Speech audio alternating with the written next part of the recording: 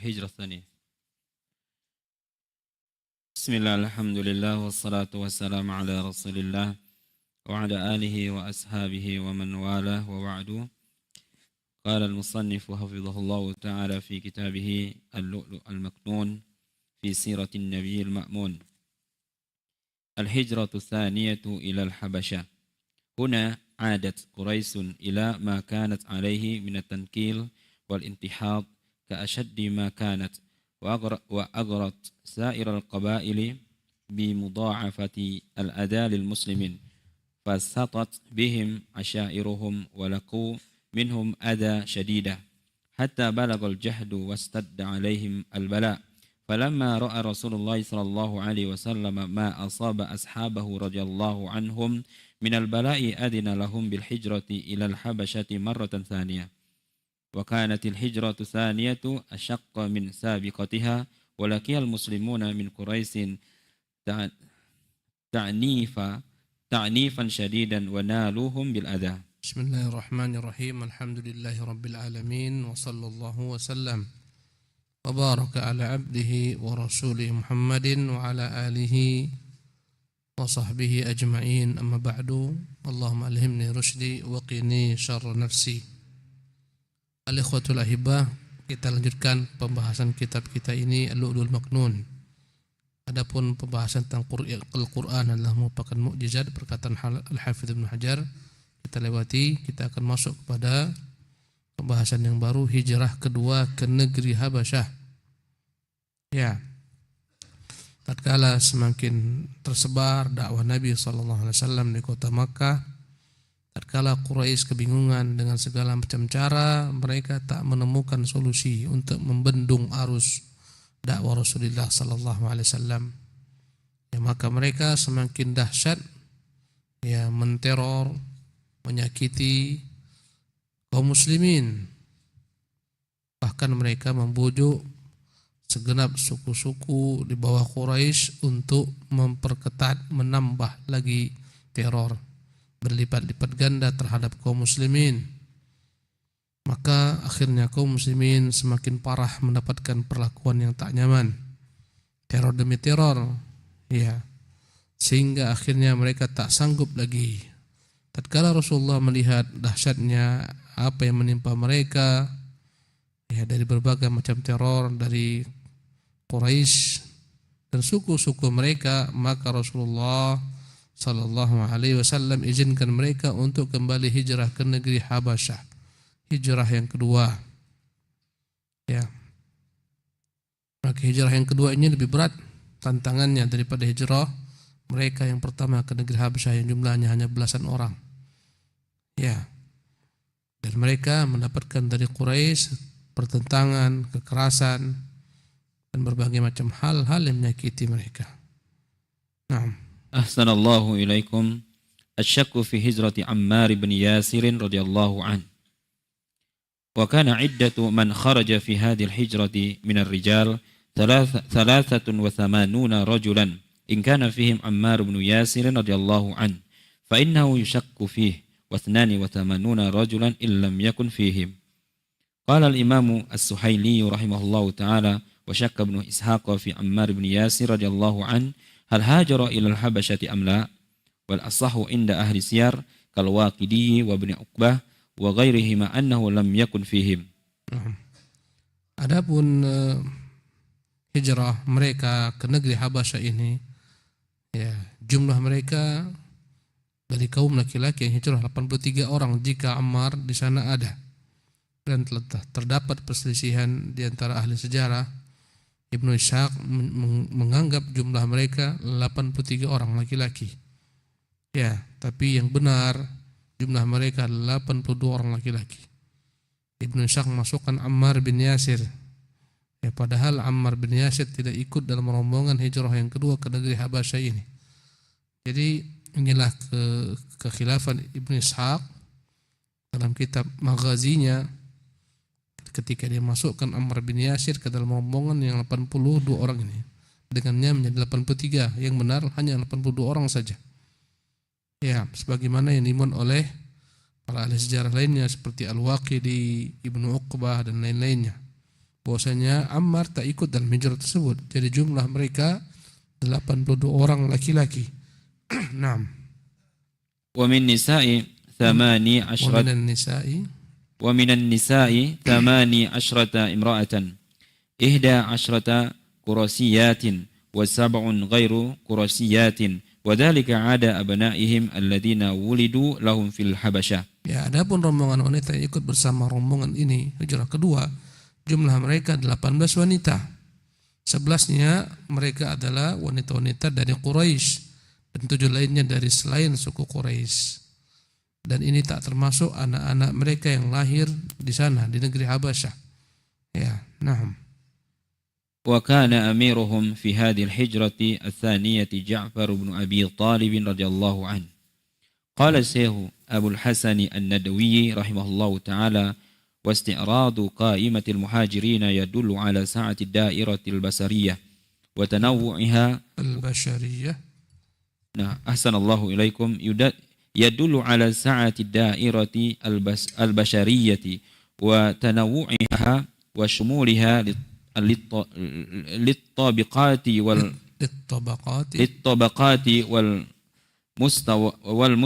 والمستويات في المجتمع المكي، ففيها الغني والفقير والكهل والشاب والرجال والنساء، وينتمي أغلبهم إلى أسرة مكية عريقة، فدل على شدة تأثير الدعوة وقوتها وشمولها. Syekh Abdul Hasan An-Nadwi rahimahullah memberikan komentar tentang hijrahnya rombongan yang 82 orang ini tambah dengan 18 wanita. Ya, beliau berkata dengan melihat daftar kaum muhajirin yang berangkat ya ke negeri Habasyah pada rombongan yang kedua ini menunjukkan luasnya ya berbagai macam jenis mereka di sana.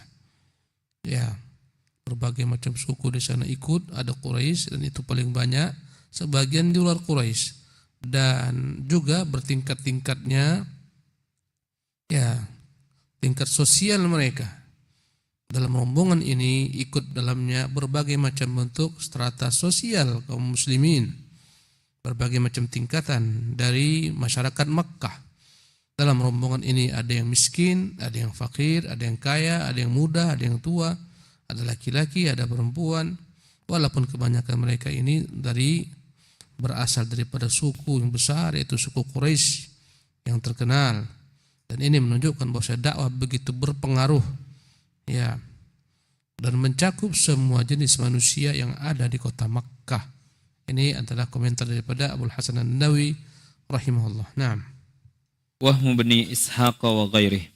قلت وقع في رواية الإمام أحمد في مسنده وابن إسحاق والطيالسي في مسنده أن في هذه الهجرة الثانية للحبشة عثمان بن عفان رضي الله عنه وعبد الله ابن مسعود رضي الله عنه وجماعة ممن شهدوا بدرا، وهذا فيه نظر. كمل.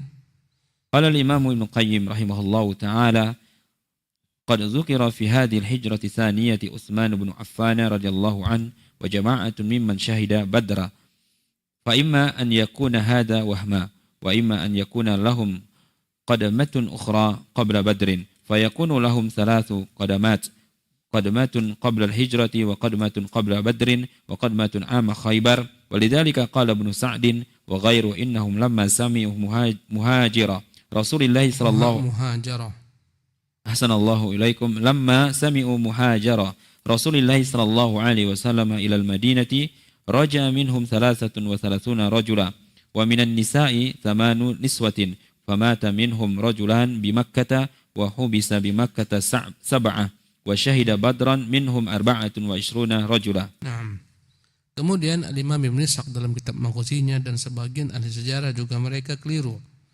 Ya. Terdapat dalam riwayat Ahmad dan dalam musnadnya, Ibn Ishaq dan Tayalisi dalam musnadnya, bahwasanya dalam hijrah ini terdapat Utsman bin Affan dan Abdullah bin Mas'ud dan sebagian daripada orang-orang yang mereka ikut serta dalam perang Badar. Dan tentunya hal ini perlu dikritisi, perlu ditinjau ulang.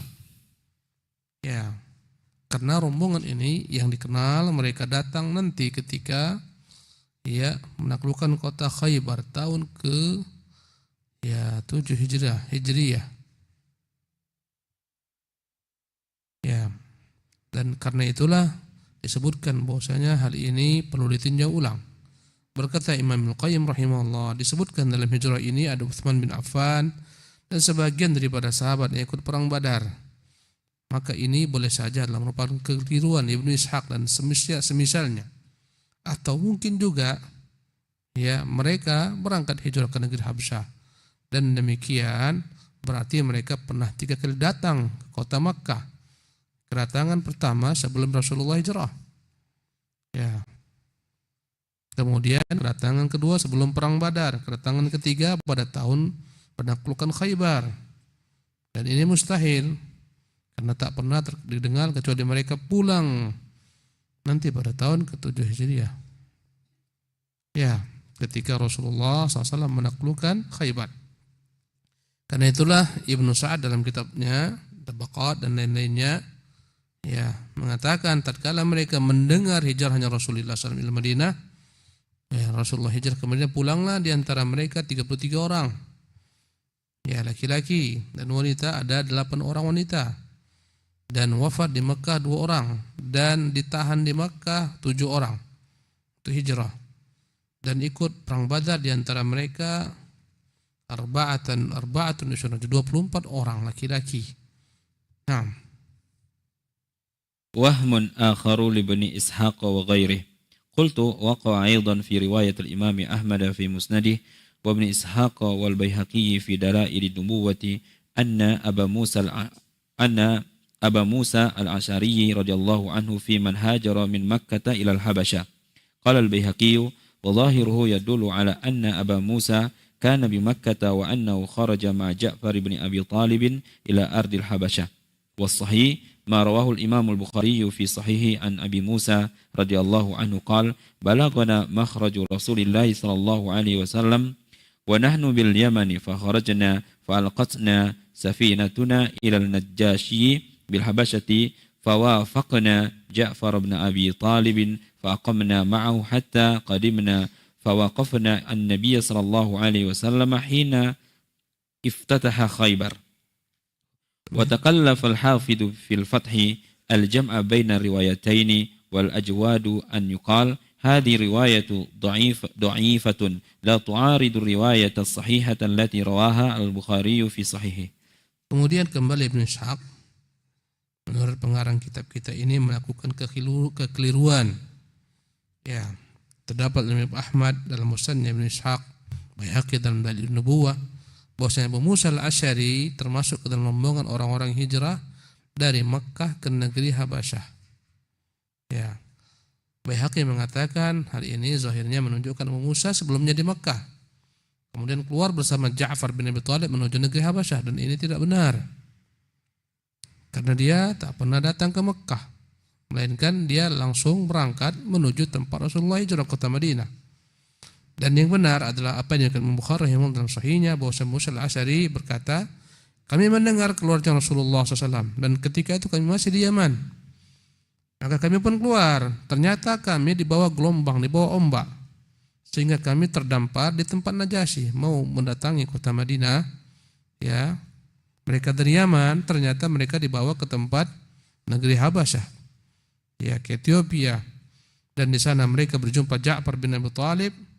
Maka mereka pun terpaksa tinggal di sana bersama rombongan Ja'far hingga kedatangan Ja'far bin Abi Thalib menemui Nabi SAW ketika Nabi selesai menaklukkan benteng-benteng Khaybar. Nah, kemudian Al-Hafidz Al-Fath dalam kitabnya Al-Fathul Bari juga berusaha memaksakan untuk menggabungkan riwayat, tapi yang paling dekat pada kebenaran bahwasanya riwayat-riwayat menunjukkan Musa al-Asy'ari itu berangkat dari Mekah menuju Habasyah bersama Ja'far lemah, tak dapat dipertentangkan dengan riwayat yang sahih dari riwayat Imam Bukhari rahimahullah. Naam.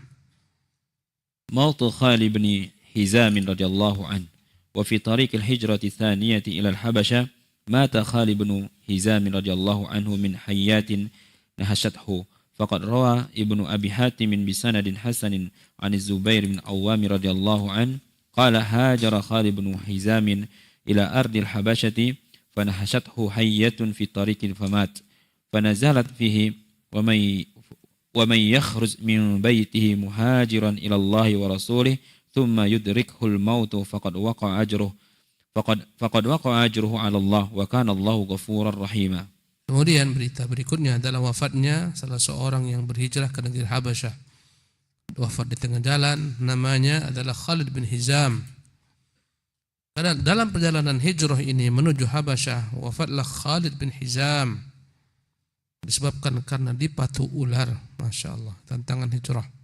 Karena mereka melewati padang pasir, ya, menyeberangi lautan. Dia terpatu ular berbisa dan dia mati karenanya. Ya, inilah pengorbanan untuk hijrah. Bagaimana juga dikatakan dhamrah.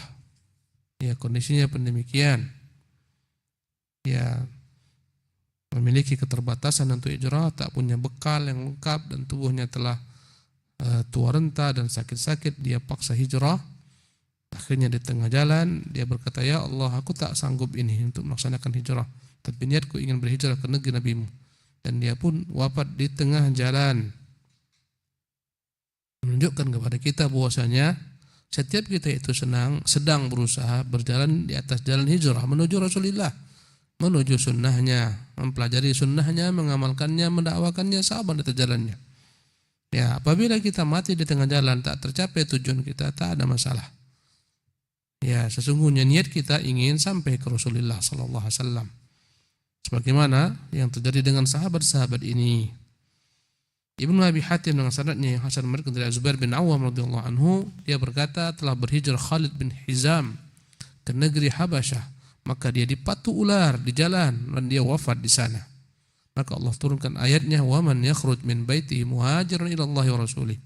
Barang siapa yang telah keluar dari rumahnya niatnya berhijrah kepada Allah dan Rasulnya, thumma yudrikhul mautu, kemudian kematian menjemputnya, faqad waqa'a ajruhu 'ala Allah, sungguh hijrahnya telah Allah Subhanahu wa taala terima ganjaran pahalanya walaupun dia tak sampai. Wa kana Allahu ghafurur rahim, adalah Allah Maha Pengampun lagi Maha Penyayang.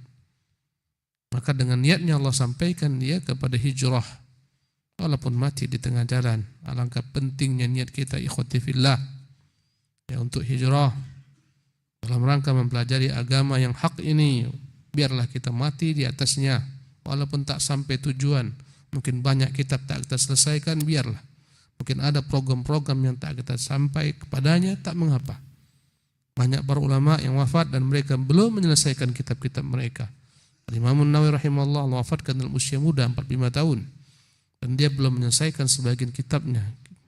Kitabnya yang paling monumental, kitab Al-Majmu', tak sampai selesai. Sekarang dicetak hanya 10 jilid saja. Padahal dia ada 24 jilid.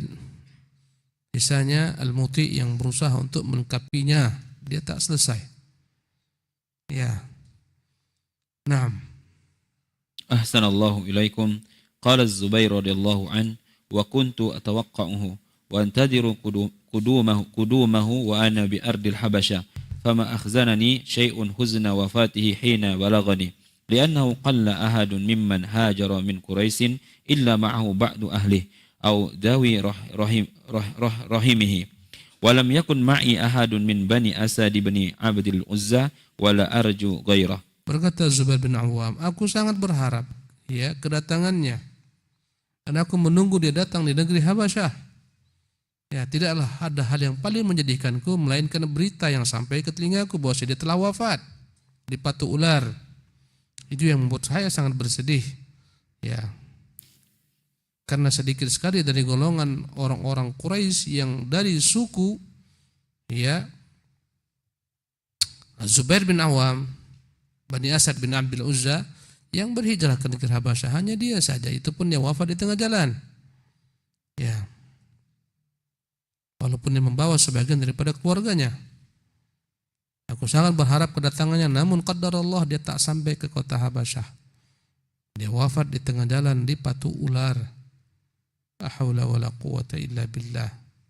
Naam. قال الحافظ ابن كثير وهذا الأثر غريب جدا فإن هذه القصة مكية ونزول هذه الآية مدنية فلعله أراد أنها أنزلت تعم حكمه مع غيره وإن لم يكن ذلك سبب نزوله والله أعلم. Ibnu Katsir rahimahullah mengkomentari tentang athar ini, kata di athar ini terlihat aneh, ya, karena kisah ini adalah kisah ayat ini, ya, kisah ini terjadi di Mekkah, sementara ayat ini turunnya di kota Madinah. Ya, boleh saja maksudnya bahwasanya ayat ini umum, mencakup segala sesuatu yang mirip seperti ini. Ya, jadi ayat ini umum terhadap setiap orang yang hijrah dan tak sampai di tengah jalan, hijrahnya wafat karena kematian menjemputnya. Wallahu a'lam. Naam. Nubzatun an Khalid bin Hizam. Wa Khalid bin Hizam radhiyallahu an, akhu Hakim bin Hizam radhiyallahu an, wa ibnu akhi Khadijah binti Khuwailid radhiyallahu anha, aslama qadiman wa hajara ila al-Habashati al-hijrata thaniyata fanahashathu hayyatun famata fi tariqi qabla an yadkhula ila al-ardi al-Habasyah. Ya, sedikit tentang siapa Khalid bin Hizam. Dia adalah saudara Hakim bin Hizam, dan dia adalah merupakan anak saudara Khadijah bintu Khuwailid radhiyallahu anha. Dia masuk Islam di awal-awal keislaman kaum muslimin, dan dia berhijrah ke Habasyah, hijrah yang kedua, dan dia dipatu ular dan dia wafat di jalan sebelum sampai menuju negeri Habasyah. Ya, saya pernah membaca perjalanan 3 orang yang mereka berjalan kaki menuju Mekkah dari negeri Afrika sana. Subhanallah. Hanya satu yang sampai, yang 2 wafat di tengah jalan. Betapa payahnya mereka berbulan-bulan melewati padang pasir. Ya. Yang hidup inilah yang menceritakan bagaimana kisah sahabatnya tewas dua-duanya pada tempat yang berbeda, tak sanggup lagi, kekurangan makanan, kekurangan air. Subhanallah, betapa kuatnya mereka, azamnya. Sementara azam kita lemah, mau ngaji aja payah. Berat, mendung sikit aja tak datang. Sementara mereka untuk ibadah kepada Allah, mereka jalan berbulan-bulan, wafat di tengah jalan. Subhanallah, sekarang untuk pergi ke sana, ke Mekah, begitu Allah mudahkan. Meskipun pandemi agak sedikit mahal, tapi masih mungkin dicapai, tak payah. Ya, banyak orang-orang memiliki kesempatan, memiliki uang, namun tak pergi ke sana melihat rumah Allah, padahal banyak orang-orang memimpikan berjalan ke sana untuk melihatnya dengan mata kepala mereka sendiri. Namun begitulah yang namanya iman dan ilmu yang membuat manusia terhalang karena lemahnya iman, lemahnya ilmu, padahal mereka punya kemampuan. Naam. Ahsanallahu ilaikum. Ta'aqqubu Quraisyin li muhajiratil Habasyah. فلما رأت قريش أن أصحاب النبي صلى الله عليه وسلم قد آمنوا واطمأنوا بأرض الحبشة وأنهم قد أصابوا بها دارا واستقرارا وحسن جوار من النجاشي رضي الله عنه، ائتمروا فيما بينهم أن يبعثوا إلى النجاشي وفدا منهم فيردهم عليهم، فاختاروا رجلين جلدين وهما عمرو بن العاص وعبد الله ابن أبي ربيعة، وأرسلوا معهما الهدايا للنجاشي ولبطارقته، وكان من أعجب ما يأتيه منها الأدم،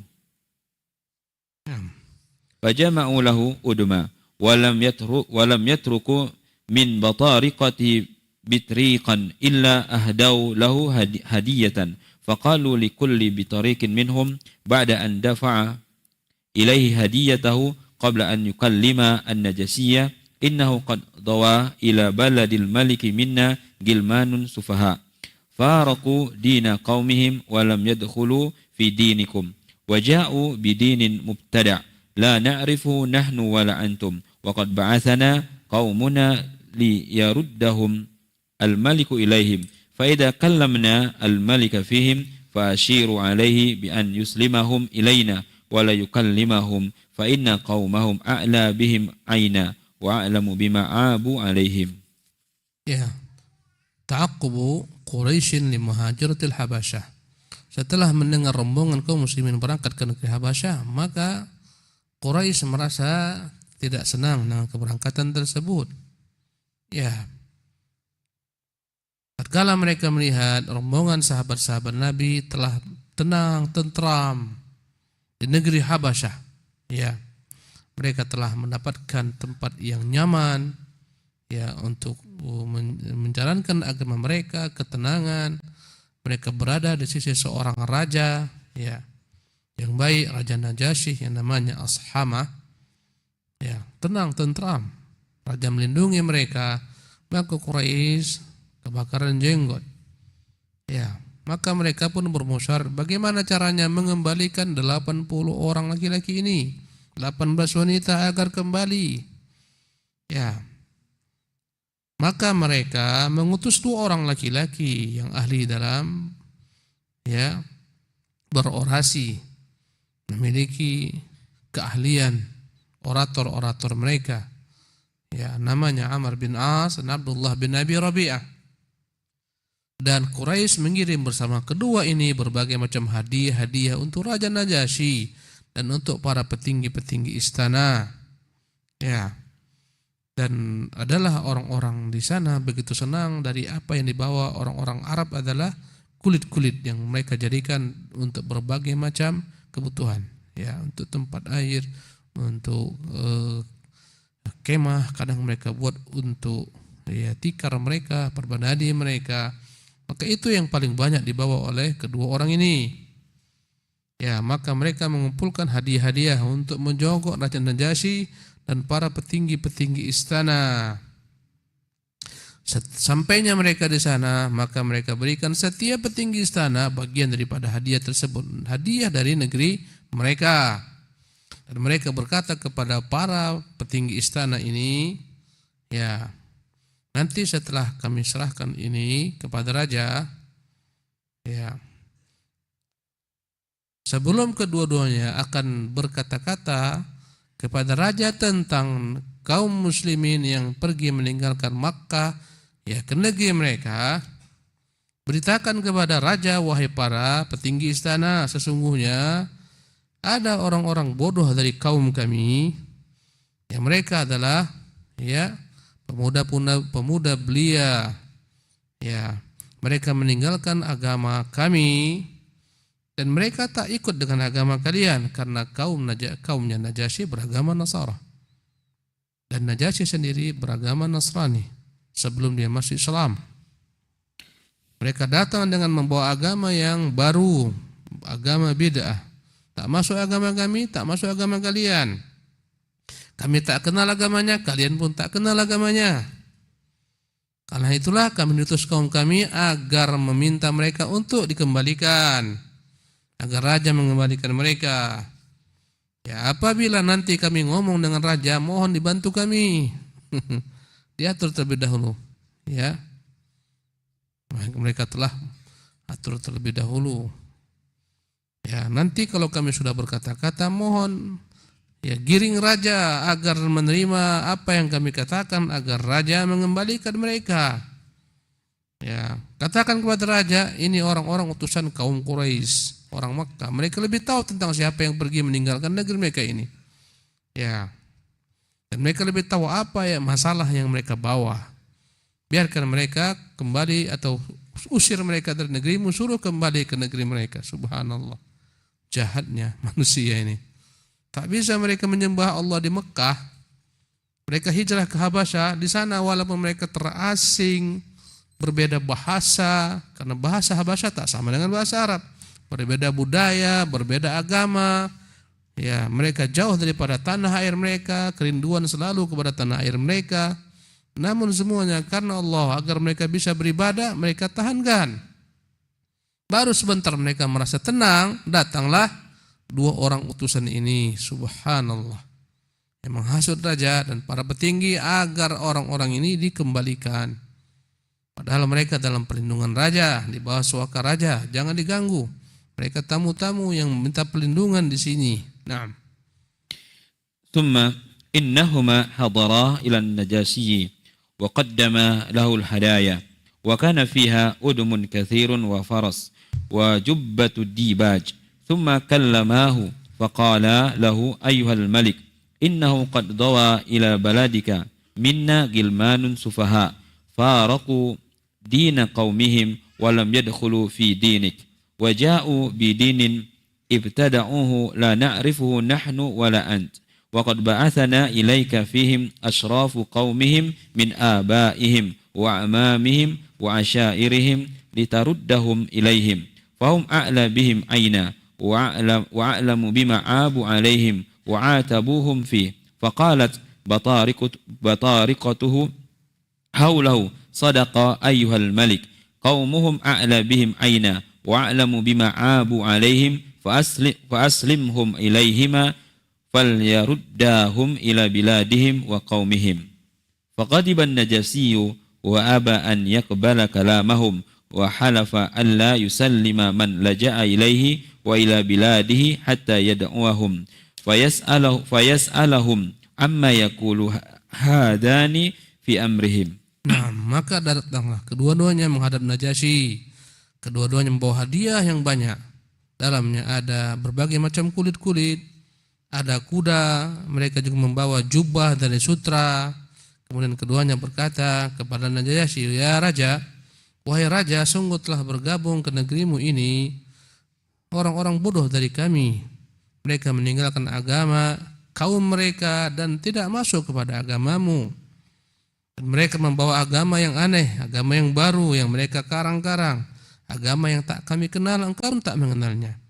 Dan kami adalah utusan dari petinggi-petinggi kaum mereka, dari orang tua mereka, dari paman-paman mereka, dari keluarga karib mereka. Mereka berpesan agar engkau menyuruh mereka kembali." Subhanallah. Sungguh mereka, nenek moyang kami, orang tua kami, kaum kami lebih tahu tentang orang-orang ini. Apa masalah mereka? Apa yang mereka permasalahkan dari orang-orang ini? Maka berkatalah seketika itu juga para petinggi istana yang semuanya sudah kena sogok. Ini bahaya sogok ini. Sadaqa ayyuhal malik, benar kedua-duanya wahai raja. Tentulah kaum mereka lebih tahu tentang mereka.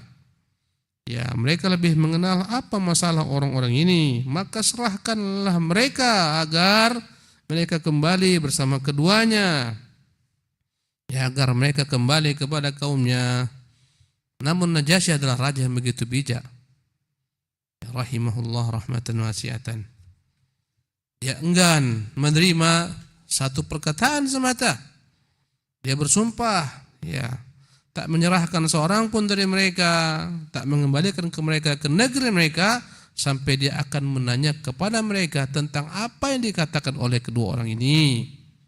Ya, maka ketika mereka datang dia akan bertanya, dia harus mendengar berita dari pihak yang lain, tidak mendengar satu pihak saja. Ini menunjukkan kepintarannya, kejujurannya, kebijakannya. Naam. Ahsanallahu ilaikum. Berapa sisa itu? Fadhal, terus.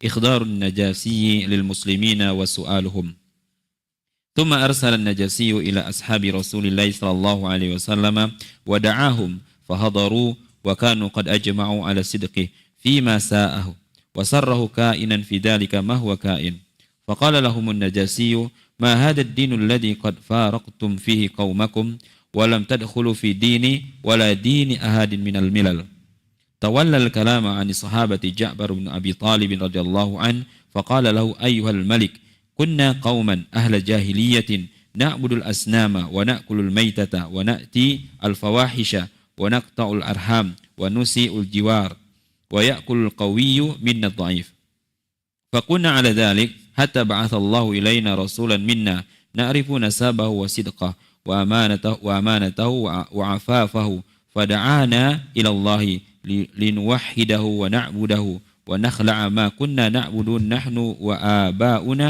من دونه من الحجارة والأوثان وأمرنا بصدق الحديث وأداء الأمانة وصلة الرحم وحسن الجوار والكف عن المحارم والدماء ونهانا عن الفواحش وقول الزور وأكل المال اليتيم وقذف المحصنات وأمرنا أن نعبد الله وحده لا نشرك به شيئا وأمرنا بالصلاة والزكاة وعدد عليه أمور الإسلام فصدقناه وآمنا به واتبعناه على ما جاء به من الله فعبدنا الله وحده فلم نشرك به شيئا وحرمنا ما حرم علينا وأحللنا ما أحل لنا فعاد علينا قومنا فعذبونا وفتنونا عن ديننا ليردونا إلى عبادة الأوثان وأن نستحل ما كنا نستحل من الخبائث فلما قهرونا وظلمونا وحالوا بيننا وبين ديننا خرجنا إلى بلادك واخترناك على من سواك ورغبنا من جوارك ورجونا أن لا نظلم عندك أيها الملك. Ya. Kemudian Najasyi rahimahullah segera menghadirkan kaum muslimin. Ya. Najasyi mengutus utusannya untuk memanggil sahabat-sahabat Rasulullah. Mereka pun berkumpul dan mereka telah sepakat bahwa mereka akan mengatakan apa adanya, mengatakan kejujuran. Mereka tak akan membuat apapun juga. Mereka tahu agama Najasyi, ya, bahwasanya dia beragama beragama Nasrani. Ya. Dan mereka telah sepakat untuk berkata jujur apapun yang harus terjadi. Subhanallah. Maka berkata Najasyi kepada mereka, apa agama yang kalian bawa ini? Kalian telah menyelisihi agama kaum kalian. Kalian pun tak masuk ke dalam agama kami. Ya, tidak pula mengikuti agama-agama yang lain yang ku ketahui daripada agama-agama dunia. Dan bawa agama yang baru. Maka ketika itu Ja'far bin Abi Thalib menjadi utusan para sahabat-sahabat yang hijrah di sana untuk menjadi pembicara. Maka berkatalah Ja'far, wahai raja, dahulu kami adalah orang-orang yang hidup dalam kejahiliahan.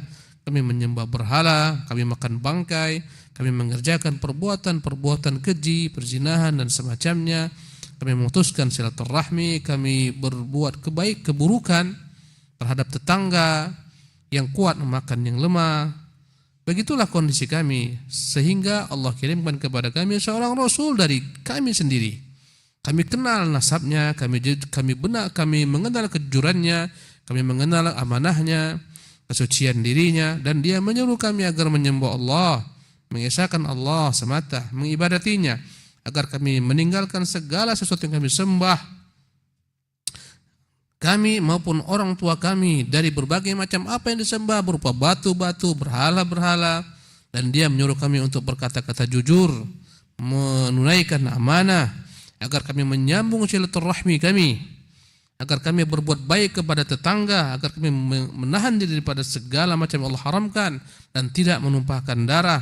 Dia melarang kami dari segala macam perbuatan keji, perkataan dusta, memakan harta anak yatim, menuduh perempuan yang baik-baik berzina, dan dia perintahkan kami agar menyembah Allah Subhanahu wa taala semata dan tidak menyekutukan Allah dengan apapun juga.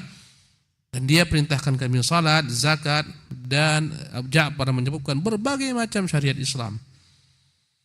Kami pun membenarkannya, kami beriman dengannya, dan kami ikuti dia dengan apa yang dibawa daripada Allah.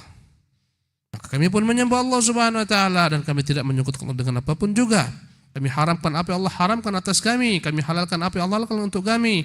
Kemudian tiba-tiba kaum kami menteror kami.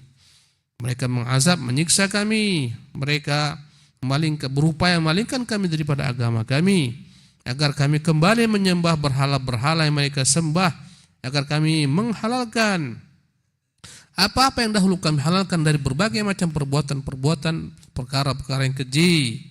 Tatkala mereka menteror kami, menzalimi kami, dan mereka menghalangi kami untuk menyembah Allah, beragama dengan agama kami, kami pun keluar ke negerimu. Kami pilih negerimu dari selain negeri-negeri lain, karena kami tahu bagaimana kebijaksanaanmu. Kami sangat berharap kami tidak dizalimi di sini di negerimu ini dengan siapapun, wahai raja. Inilah perkataan Ja'far bin Abi Thalib. Naam. وقال له النجسي رضي الله عنه هل معك مما جاء به عن الله شيء فقال له جعفر نعم فقال له النجسي فاقرأه علي فقرأ عليه صدرا من سورة مريم فبكى النجسي حتى اخضلت لحيته وبكت أساكفته حتى أخضلوا لحاهم حين سمعوا ما تلا عليهم جعفر رضي الله عنه ثم قال النجسي رضي الله عنه إن هذا والذي جاء به موسى ليخرج من لا يخرج من مشكاة واحدة ثم أقبل على رسولي قريش فقال لهما انطلقا فوالله لا أسلمهم إليكما أبدا ولا يكادون. Maka berkata Raja Najasyi, apakah engkau wahai Ja'far membawa bagian daripada wahyu yang telah diturunkan kepada nabimu? Ya. Maka Ja'far mengatakan ya. Kata Najasyi, kalau begitu bacakan kepada saya. Maka Ja'far membacakan sebagian daripada surat Maryam dari awal Maryam, kaf ha ain sad dzikru rahmat rabbika abdahu Zakaria. Dari awal surat Maryam tentang kisah Maryam, bagaimana Maryam Allah kirimkan kepada Jibril. Bagaimana Maryam berkata, aku berlindung kepadamu jika engkau seorang yang bertakwa. Kata Jibril, aku malaikat dari Tuhanmu agar aku memberikan kepadamu seorang anak. Dia berkata, bagaimana aku punya anak sementara aku tak pernah disentuh laki-laki, dan seterusnya. Dia pun hamil, kemudian dia pergi ke tempat yang jauh berpisah daripada kaumnya, dia pun melahirkan, dan seterusnya. Datanglah Maryam dengan putranya, orang-orang Bani Israel mengejeknya, melecehkannya. Wahai Maryam, orang tuamu orang baik-baik, mengapa engkau berzina? Mengapa kau bawa anak seperti ini? Maryam tak berbicara, dia menunjuk kepada putranya. Seketika berkatalah Nabiullah Isa, dan dia masih baru 1 hari umurnya. Inni Abdullah atani alkitab wa ja'alani nabiyya. Aku adalah hamba Allah, Allah berikan kepadaku kitab, Allah akan menjadikanku seorang nabi. Dia baca surat Maryam ini, subhanallah, dan dalamnya pujian kepada Maryam, pujian kepada Isa bin Maryam. Maka menangislah Najasyi sehingga basahlah jenggotnya, dan menangis pula para pendeta-pendetanya sehingga jenggot mereka pun basah tatkala mereka mendengar apa yang dibacakan kepada mereka dari perkataan Ja'far. Ja'far membacakan perkataan Allah. Berkatalah Najasyi, sesungguhnya ini yang kau bacakan kepadaku adalah wahyu yang Allah kirimkan juga kepada Musa. Semuanya keluar daripada satu sumber, daripada Allah. Kemudian dia berkata kepada 2 utusan Quraisy ini, dia katakan, pergilah kalian berdua, demi Allah aku tak serahkan mereka kepada kalian berdua selama-lamanya, dan mereka tidak boleh disiasati untuk ditipu, tak boleh mereka dizalimi. Yang menzalimi mereka akan berhadapan dengan saya, kata Najasyi rahimahullah. Kita padakan sampai di sini. Insyaallah nanti kita lanjutkan dialog antara Najasyi dengan 2 orang ini. Besok mereka datang lagi, mereka mengarang lagi cerita tentang Isa bin Maryam dan seterusnya. Tunggu ajalah episode berikutnya. Allah taala alam wa sallallahu wasallam wa barak ala abdihi wa rasuli Muhammad.